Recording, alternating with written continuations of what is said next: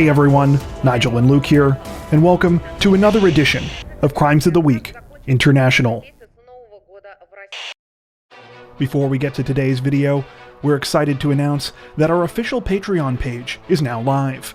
Patrons will receive exclusive extended editions of each one of our Crimes of the Week and Crimes of the Week International videos. So if you want even more crime news coverage, head over to patreon.com/crimezone.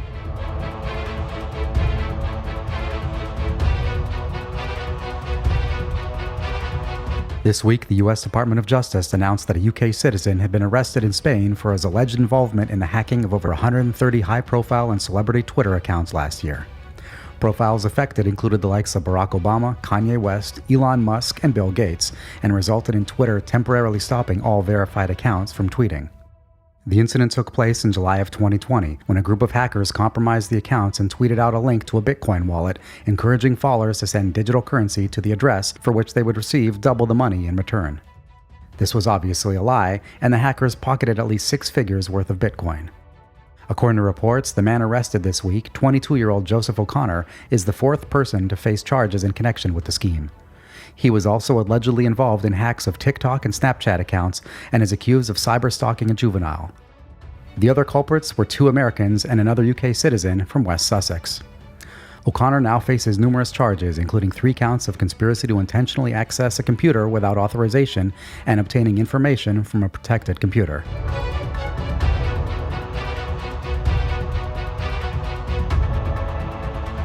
A tense hostage situation at a Swedish prison ended in a bizarre resolution this week, after the kidnappers behind the crime agreed to accept a ransom of pizza. According to Swedish media, the incident began just before 12:30 p.m. on Wednesday, after 2 inmates stormed a guard room at Hällby prison on the outskirts of the city of Eskilstuna, roughly 70 miles west of Stockholm. The prisoners, identified as convicted murderers Haned Abdullahi and Isaac DeWitt, were reportedly armed with razor blade-tipped toothbrushes and took the 2 guards in the room hostage. They then barricaded themselves in the room and covered the surveillance cameras. The prison was quickly locked down and special units were deployed to the scene, beginning what would become roughly 9 hours of negotiations between authorities and the inmates.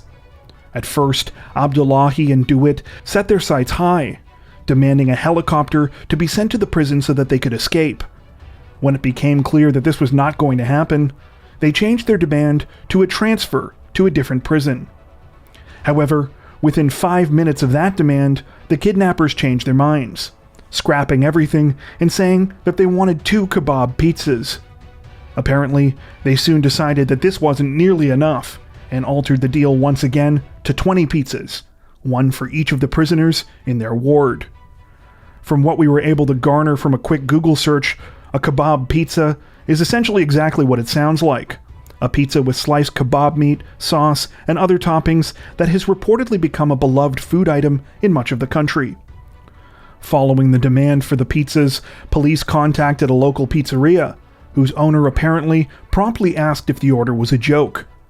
Authorities assured the man that it was not, and the 20 pizzas were soon loaded into a vehicle and taken to the prison.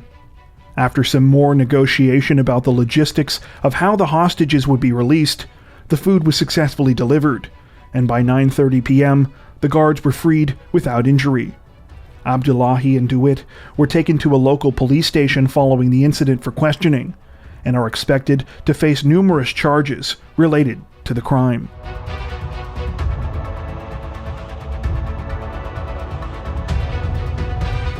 A 21-year-old student in Nigeria was on the receiving end of a bizarrely specific punishment this week following his conviction in an online dating scam. According to reports, the ironically named man, Innocent Destiny, was found guilty of attempting to defraud men on the popular Chinese messaging app WeChat. Destiny posed as a woman named Kim Weber and used his fake profile to scam money out of unsuspecting victims. While sentences of community service are fairly common around the world, what caught our eye in this case was the oddly specific punishment that the judge handed out for Destiny's crime. He was ordered to wash toilets at Mpape Motor Park.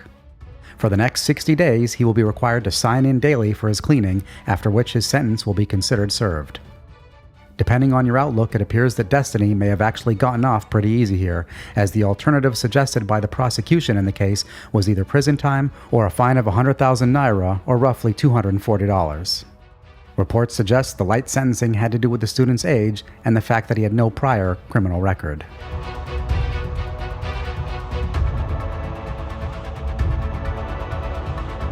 Officers with the South Wales Police got more than they bargained for this week when they arrived at the scene of a car accident, only to find that it had uncovered a completely different crime scene altogether. According to reports, the incident began in the early hours of Monday morning, when a motorist driving through the Cathays neighborhood of Cardiff careened off the road and slammed into the front wall of a house. The impact was severe enough that both the vehicle and the house were seriously damaged, with part of the interior of the house made visible from the outside. That included the dozens of marijuana plants that were being grown within. When police were called to the scene, they immediately noticed the plants. It appeared to be a sophisticated operation with industrial lighting, heating, and automatic watering systems. Following the incident, police sarcastically tweeted that they were surprised to find that the owner of the house wasn't home at the time of their arrival, and said that they'd like to have a chat with them about what they found inside. No arrests have yet been made in the case, and police have not disclosed what caused the accident that led them to the discovery in the first place.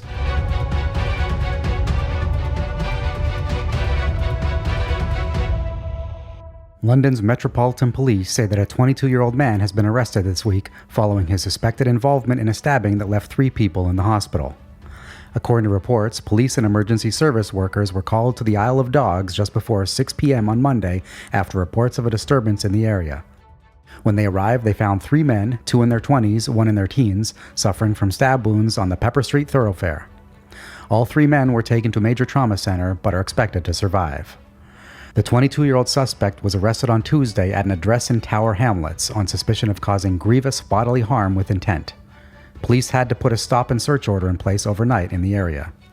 At the time of this recording, authorities have not released the name of the suspect nor any of the names of the victims. They have likewise not speculated on a motive behind the disturbing case.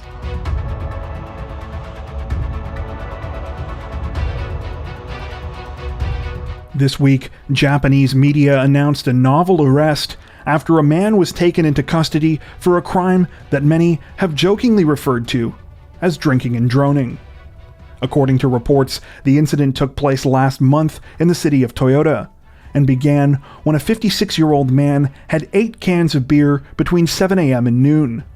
At some point during the consumption of the alcohol, the man became motivated to clean his house, but the project was quickly abandoned after he stumbled across a remote-controlled drone that he had purchased several years earlier and forgotten about. Deciding that this was as good a time as any, he took the drone out of its box to see if it still worked, and began to fly it around his neighborhood. However, the fun quickly ended after his less than careful piloting sent the tiny aircraft crashing through his neighbor's window. Police were called to the scene, and the man was taken into custody. He now faces charges for flying his drone while intoxicated. The arrest is apparently the first of its kind to take place in Aichi Prefecture. It follows amendments to Japan's Civil Aeronautics Act that were made just this year to include a number of provisions specifically governing the use of drones.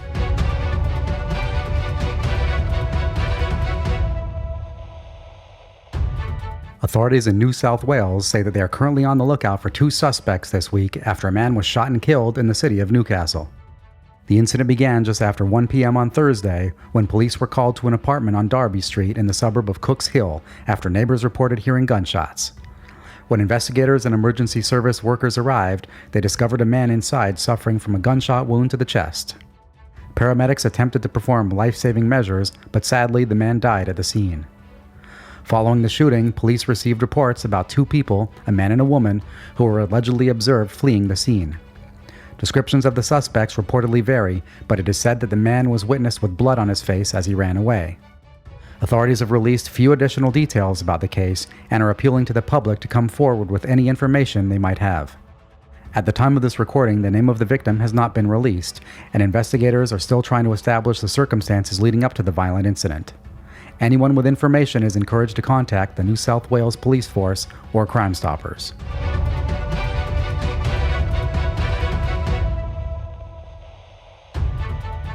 Authorities in the Brazilian state of Ceará are investigating a double homicide this week after twin sisters were chillingly executed on an Instagram live stream. According to reports, the incident took place last week in the city of Pacajus, at the side of a road behind a housing complex, sometime between Tuesday night and Wednesday morning. The twin sisters, Amalia and Amanda Alves, who were both mothers and just barely 18 years old, were forced to kneel to the ground and pull their hair back before being shot at close range in the backs of their heads. They were then shot several more times to ensure that they were dead. The women's bodies were found by police several hours after the killings took place. So far, authorities have only arrested a single suspect in connection with the case, a 17-year-old named Mateus Abreu. The teenager was taken into custody late on Wednesday, and despite his young age, reportedly has a long criminal history for offenses including unlawful possession of a gun, theft, and causing intentional bodily injury. While investigators have not released an official motive behind the case, several Brazilian news outlets have reported that the women were targeted because they knew too much about incidents involving local drug dealers. That brings us to the end of this edition of Crimes of the Week International. If you're a fan of the new series, don't forget to tell us in the comment section below. While you're there, make sure to subscribe to Crime Zone for more true crime content like this, making sure to hit the notification bell to stay up to date with our latest videos. Thank you for watching.